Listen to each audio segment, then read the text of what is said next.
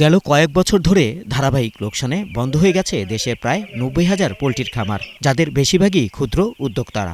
অনেক উদ্যোক্তাই পুঁজি হারিয়ে পথে বসেছেন। এর চেয়ে বড় সংকট তৈরি হয়েছে আমিষের যোগানে।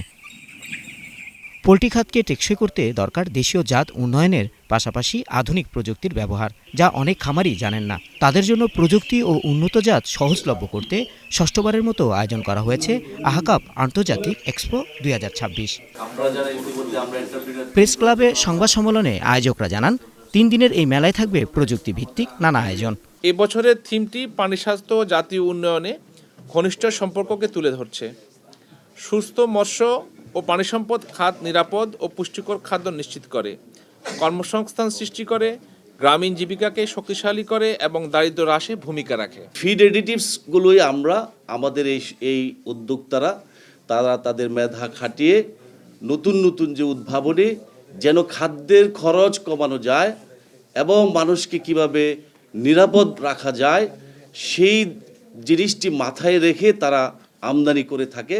এতে অংশগ্রহণ করবে ১৪টি দেশের শীর্ষ কোম্পানি। ১২৮টি স্টলে প্রদর্শিত হবে তাদের উদ্ভাবন ও প্রযুক্তি।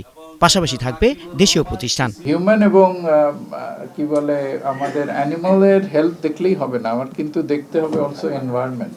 কারণ একটা খামার করলে আপনারা জানেন খামারে কিন্তু অনেক ওয়েস্ট হয়। হ্যাঁ, একটা গোবর হয় অথবা মুরগির খামারে অনেক বিষ্ঠা হয়।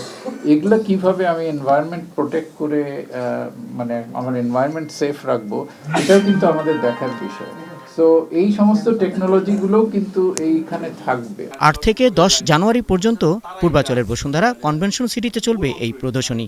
সো ডেফিনেটলি একটা দৃশ্যমান পরিবর্তন আসবে।